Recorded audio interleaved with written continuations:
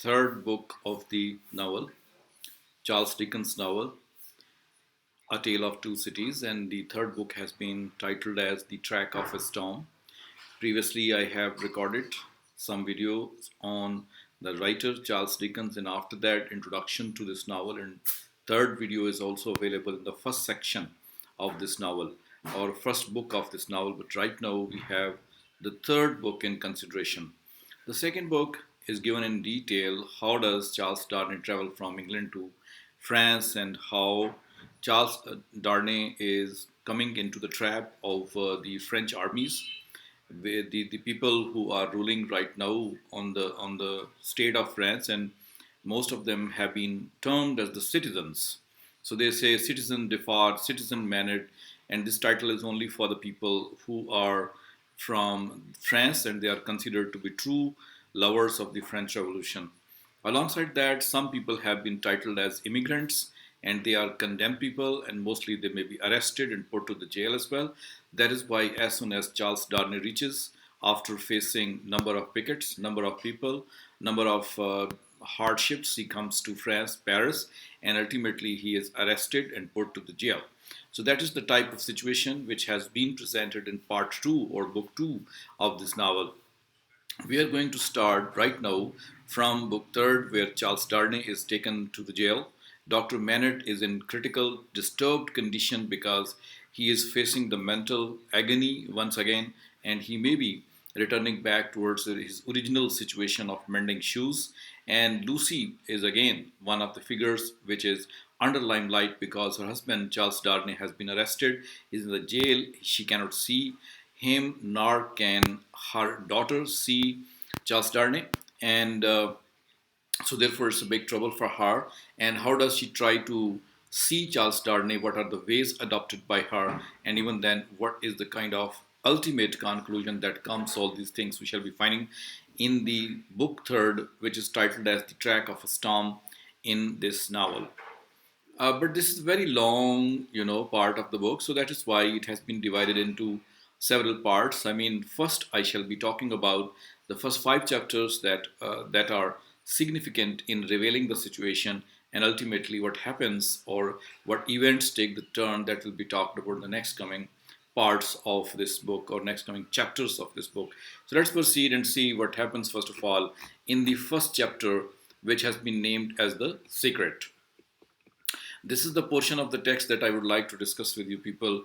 Let's have a small reading of this so that the tone may be set. It says, "The traveler fared slowly on his way, who fared towards Paris from England in the autumn of the year 1792.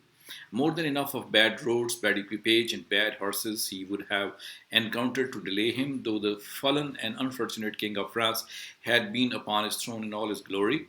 But the changed times were fraught with other obstacles than these.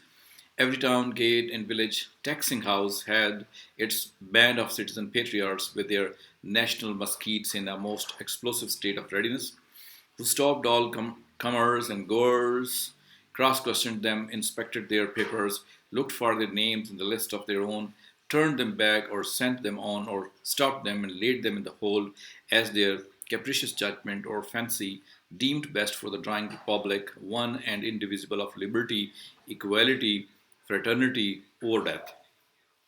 So the whole paragraph carries number of significant things in that. The very first thing is the timing that we are being told. The timing is, very important in this regard. Ji, Assalamu alaikum. And that is 1792. 1792. So very cleverly the writer has pointed out the timing about which the story is there, and this is also to lend the color of reality. So there is Paris, there is England, and this is the timing in which the story is taking place. The writer also informs us about the obstacles of the journey, the obstacles of the bad roads, of the equipage and bad horses. All these things combine together to make the difficulty for the traveler, who is Charles Darnay. The King of France, though under pressure, he is removed from his throne, and the people are having the control of the country. This control is in the hand of certain people who are assuming themselves to be the patriarchs, and they style themselves as the bands of citizen patriarchs, and that is why they are checking the people, they are getting the text from the people, they are having weapons with them, and as a result, they have become a type of force, and they check the papers of the people as well. They sometimes get the people go and sometimes do not let the people go, and as a result there is the kind of capricious judgment of the people as well. And so this thing continues among the slogans of liberty, equality, fraternity, or death. I mean, if the people are ready to join with the people or agree with the people who are leading this French Revolution, then it would be for them indivisible liberty, equality, fraternity, or possibly death may be available to them. So, in that way, the situation of Paris, of France of that time, has been pointed out that in sheer anarchy, there's a group of people who are holding the reins of the country, and the people are being persecuted somewhere, rewarded somewhere, and that is going on in the name of French Revolution. So this is the situation in which we are entering. So Charles Darnay is the person who has entered France and is possibly being led by these citizens into the most difficult situation, and that is going to the jail. So let us see this passage. What does it say about the situation of Charles Darnay? It says, awakened by a timid local functionary and three armed patriots and rode in rough red caps and with pipes in their mouths, who sat down on the bed. Emigrant, said the functionary, I'm going to send you on to Paris under an escort. Citizen, I desire nothing more than to get to Paris, though I could dispense with the escort. Silence, growled the red cap, striking at the collet with the butt end of his musket. Peace, aristocrat. It is as good patriot says, observed the timid functionary. You are an aristocrat and must have an escort and must pay for it. I have no choice, said Charles Darnay. Choice? Listen to him, cried the same scowling red cap, as if it was not a favor to be protected from the lampion. It's always as the good patriot says, observed the functionary. Rise and dress yourself, emigrant. Darnay complied and was taken back to the guardhouse, where other patriots in rough red caps were smoking, drinking, and sleeping by a watchfire. Here he paid a heavy price for his escort, and hence he started with it on the wet road at 3 o'clock in the morning. So this passage again goes to show that Charles Darnay was traveling towards the center of France, that is Paris, but before that he was stopped by the people who were working, who were taking the charge of the guard of the people, and they were taxing the people as well, as Charles Darnay here has been put to receive an escort and to pay for that as well. So rich people were under duress. Rich people were to pay for the citizens which were present there. And in that way, the paragraph also suggests that some kind of dislike is available for the aristocrat, and the address which is made by the citizen towards the aristocrat, that goes to show that how much they are annoyed with the aristocrats and how much they want to tax him, they want to arrest him, and they want to, up to some extent, beat them as well and punish them as well. So in that way, we come to know that ultimately Charles Darnay is escorted and he is paid for these escort as well. And this escort is less for his protection, it's more for him not letting go out and taking him towards the prison. So in that way, Charles Darnay is in really difficult situation even before he could meet his people, that is Dr. Manet and Lucy Manet, his wife. Here is another paragraph. It says, but when they came to the town of Bevis, which they did at eventide, when the streets were filled with people, he could not conceal from himself that the aspect of affairs was very alarming. An ominous crowd gathered to see him dismount of the posting yard, and many voices called out loudly, down with the emigrant. He stopped in the act of swinging himself out of his saddle and resuming it as his safest place, said, emigrant, my friends, do you not see me here in France of my own will? You are a cursed emigrant, cried a farrier, making at him in a furious manner, through the press hammer in hand, and you are a cursed aristocrat. So this paragraph again goes to show the hatred and the dislike for the aristocrats, especially those aristocrats who would leave France and enter into England and enjoy their life there. For them, these people have only one slogan, and that is down with the emigrant. And the emigrant, though whatever the claim of the emigrant may be, he has replied that he's a cursed emigrant, and that person deserves a lot, that he should be punished, and that is why he's a cursed one. So that is the spirit of the people which has gone against the aristocratic people, and now they have no escape from that. So this paragraph shows the anger of the people who are trying to control the country under the name of being patriots or being citizens. With the same tone and with the same anger, we have this paragraph.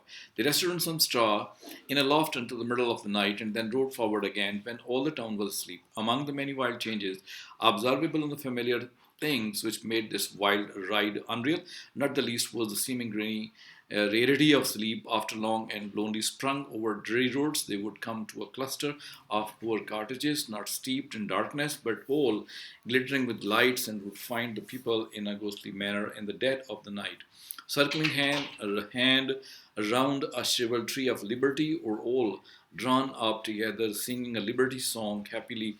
However, there was a sleep in the voice that night to help them out of it, and they passed on once more into solitude and loneliness, jingling through the ultimately cold and wet improvised field that had yielded no fruits of earth, that among years diversified by the blackened remains of burnt houses and by the sudden emergence from ambuscade and sharp raining up across their way of patriot patrols on the watch on all the roads. So that paragraph very sharply defines the limits of security and that of the trouble which Charles Darnay possibly can meet. In the town of Boyes, for example, he escapes the town because the people are sleeping. Had they been not sleeping, they would again treat him as bad as possible. And therefore, the problematic situation of the hero or that of Charles Darnay is being highlighted again and again, and he's trying to escape from this situation of the city of Boyes and is taking the help of the darkness. And here comes another passage where we have the description what happens to Mr. Charles Darnay when he is with Citizen Defarge. Said he to Darnay, conductor, as he took a slip of paper to write on, "Is this the emigrant Evermond? This is the man. Your age, Evermond? 37. Married, Evermond? Yes. We're married in England. Without doubt. Where is your wife, Evermond? In England." And then the order comes by saying, "Without doubt, you are consigned, Evermond, to the prison of La Force." So, after having a type of testimony, who he was, what was his name, what was his age, and what was the name or the place of his wife, that was England. As far as the name of England came, immediately the citizen people decided that he should be put to jail, and as a result, he is put into the jail of La Force. So La Force is a jail where Charles Darnay would be taken because he's the one, he's the immigrant, he's the one who's married a woman, and supposedly she belonged to England, and he has been traveling to England, and that is why this is the kind of hatred and dislike being shown to him. So Charles Darnay is ordered to be put into the jail, which is La Force. "Is it you?" said Defarge in a low voice as they went down the guard steps and turned into Paris, "who married the daughter of Dr. Manet, once a prisoner of the Bastille? That is no more." "Yes," replied Darnay, looking at him with surprise. "My name is Defarge, and I keep a wine shop in the Quarter Saint Antoine. Possibly you have heard of me. My wife came to your house to reclaim her father." "Yes, the word wife seemed to serve as a gloomy reminder to Defarge to say with certain impatience, "In the name of that sharp female newly born and called La Guillotine, who did you come to France? Why did you come to France? You heard me say why a minute ago. Do you not believe it is the truth?" So there is the now another angle of the family of Manets and that of Defarge being pointed out. We remember in the first part that Defarge was the very person who saved the life of Dr. Manet by keeping him with him instead of keeping him in certain bad conditions of the jail, and he was taking care of that. And it was Mr. Defarge as well who helped Lucy Manet to meet her father in the house of Defarge. And now, once again, when he comes to know that Charles Darnay is the husband of Lucy Manet, he has some sympathies for her and for her father. So that is why he asked the question why he's come there, why Charles Darnay has come there when all the situation is going to be so bad and poor. So that is the condition, that is the problem which Defarge is also understanding, and possibly he may be trying to rescue Mr. Charles Darnay, but it's not possible for him. And same is the case here. Charles Darnay felt it hopeless to entreat him further, and his pride was touched. Besides, as they walked on in silence, he could not but see how used the people were to spectacle of prisoners passing along the streets. The very children scarcely noticed him. A few passers turned their heads, and a few shook their fingers at him as an aristocrat. Otherwise, that a man in good clothes should be going to prison was no more remarkable than that a laborer in working clothes should be going to work. In one narrow, dark, and dirty street, though, which they passed, an excited orator mounted on a stool was addressing an excited audience on the crime against the people of the king and that of the royal family. The few words that he caught from the man's lips were made it known to Charles Darnley that the king was in prison and that the foreign ambassador had one and all left Paris. On the road, except at Beauvais, he had heard absolutely nothing. The escort and the universal watchfulness had completely isolated him. So that is the situation again being talked about, or the streets of Paris, where nothing was safe, especially the migrants were not safe.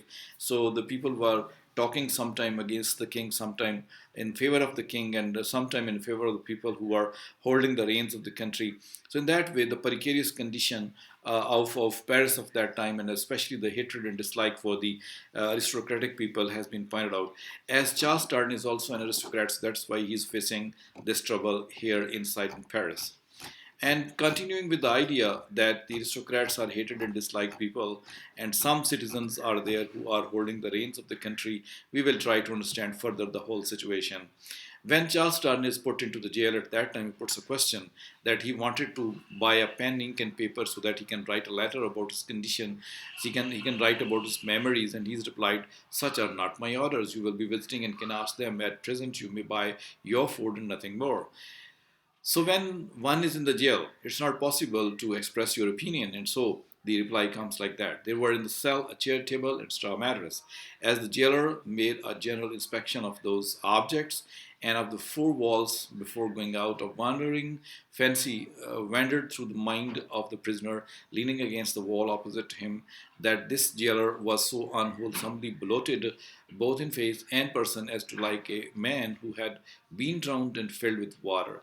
When the jailer was gone, he thought in the same wandering way, "Now am I left as if I were dead?" Stopping then to look down at the mattress, he turned from it with a sick feeling and thought, and here in these crawling creatures is the first condition of the body after death. So that is inside the jail now. The last paragraph was outside of the jail. This is law force, the inside of the jail, where the cell of the jail has been pointed out and described in details. For example, straw mattress there, table and chair is also there, but there is nothing which can make him happy. It is the kind of animals or the insects which can be present on this living place. But whatever the case may be, this is jail room, and the jail room does have this type of condition, a poor condition of jail, possibly at that time when French Revolution was coming. So Charles Darnley is inside the jail. So one can expect that something very terrible can happen with him because inside the jail, and he could be because of certain reasons, but still one of the reasons that he is an aristocrat. And so being aristocrat was the kind of problem one can face. The grindstone again is a machine which would give a lot of pain to the people who are under its clutches, and in that way the whole situation has been explained, how the people would coming and traveling and entering into the house of Maynard and trying to see where Charles Darnley is there, and the atrocities and cruelties which could be committed that have been pointed out in the part 2, in the chapter 2 of part 3. Then is the third chapter named as the shadow, and this shadow should be taken care of because here many things keep on happening. The discussion between Dr. Maynard and Mr. Lorry is there. This is Lucy Maynard also. She wants to see her father. With her father, she wants to see Charles Darnley, and she needs to talk to him, but nothing is happening. So that is why she is trying to find out some of the ways with the help of which she can reach him, she can talk to him, or at least send him a message. And that message was not so hopeful, which was coming from Charles Darnley and which was being received by his wife Lucy Maynard and daughter as well. So in that way, the third and second chapter are dedicated to that. Chapter number 4 is in the calm in the storm.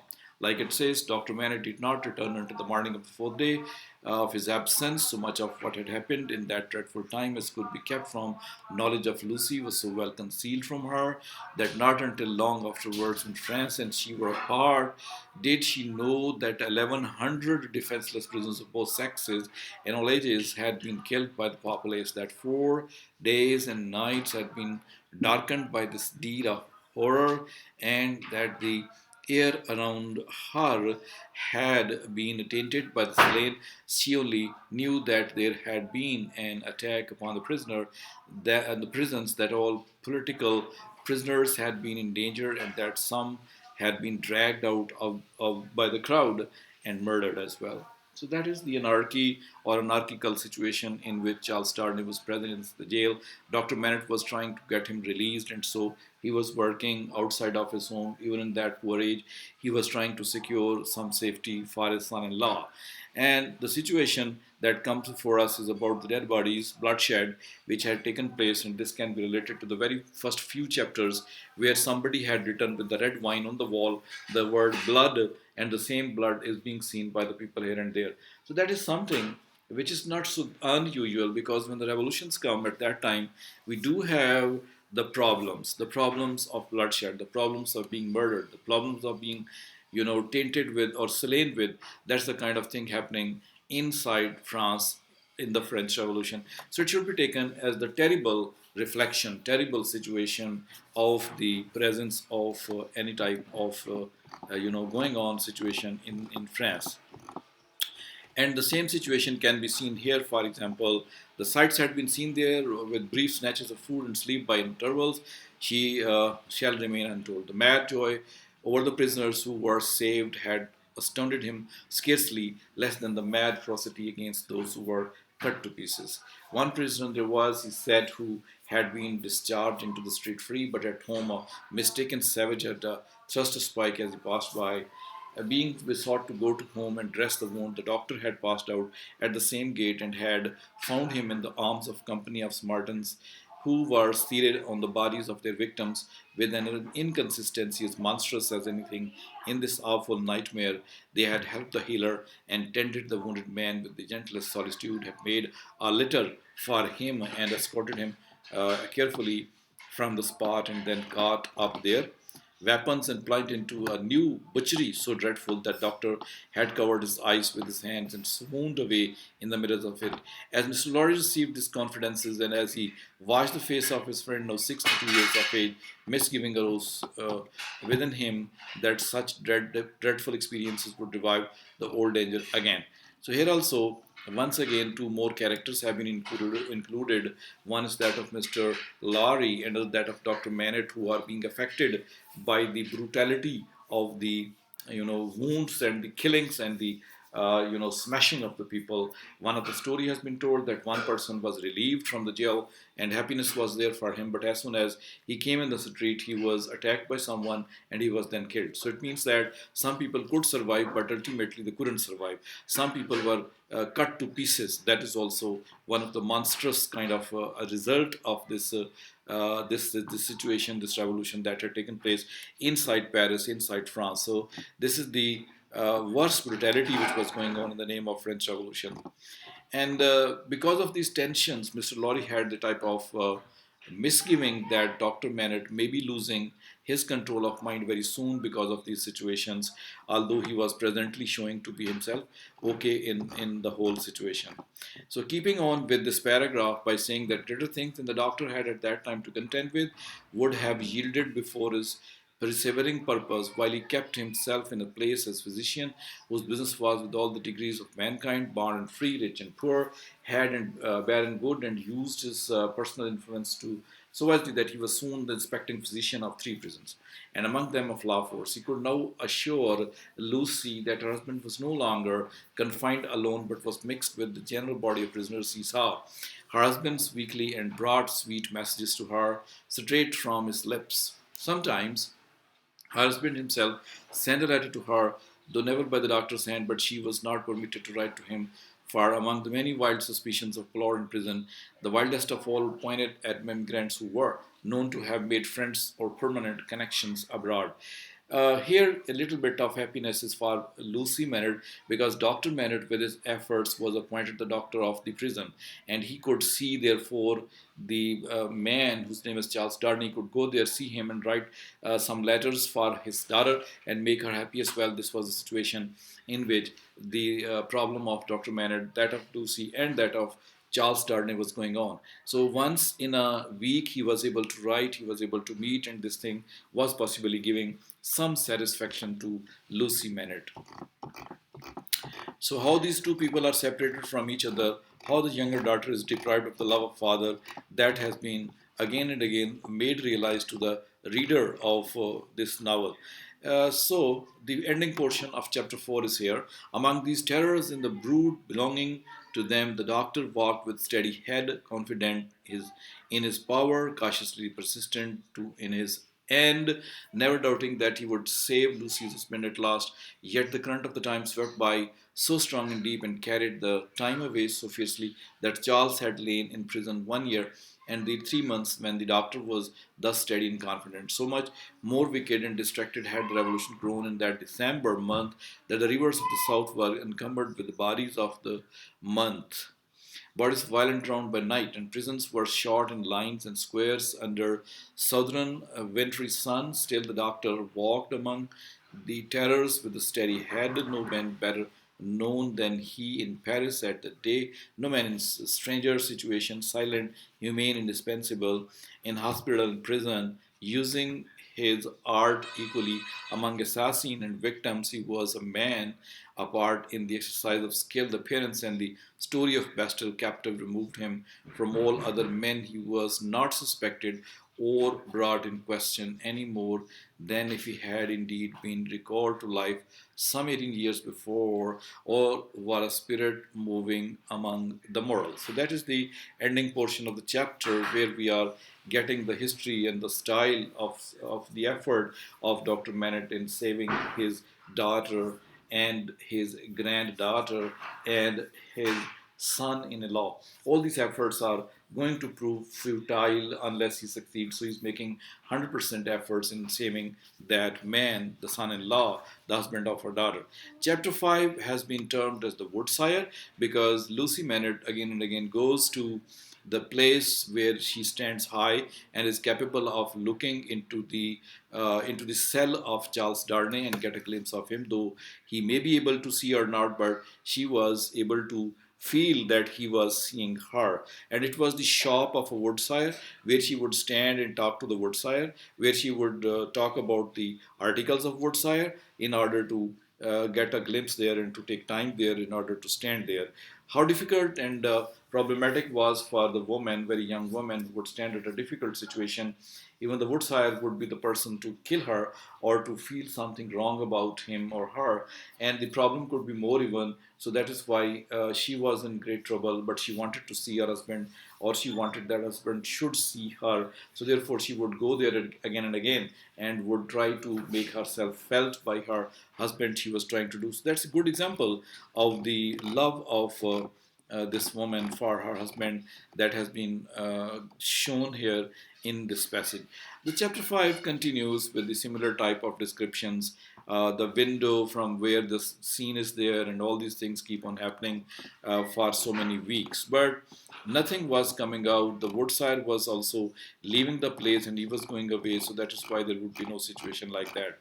After that, the thing had become even more revolutionary because the vengeance had started, and this vengeance was calling upon the men and women of that time who were wearing the red caps, and that they should become violent and they should kill anyone who is against them or who is a type of obstruction in the way of revolution. They would kill him, they would dance him, they would jump and sing, and the procession was being led by just one woman, and that is Mrs. Defarge. Defarge's wife, that was the most important woman at that time, and she was so cruel, so harsh that people were very much afraid of her, and she was leading the whole thing. And in that way, the kind of harshness that was going on in the name of the liberty of the French people. So this thing has been going on for a long time, and here we will be stopping for the completion of chapter 5, and next time the whole thing will start again from chapter 6 onwards. And so this is the completion of the lesson of today that we have done, and it has completed itself with the idea that Charles Darnay is in the jail. Dr. Manet is trying to relieve him from the jail, and it's not possible, it's a difficult thing. So Lucy comes daily that she should be seen by her husband. That is what is going on in this whole of the part 3 or book 3 of this novel. Happily speaking, we are able to find out the characters there, their situations and troubles through which these characters are going, and the realism which Charles Dickens wanted to point out to us, that has been very beautifully taught to us. So here it stops altogether. Thank you very much for watching and having a good interest in this YouTube channel. If you like this and get something good out of it, do not fail to hit the subscribe button. And that's it from me. Hope to see you in some next video lecture. Thank you. Bye bye.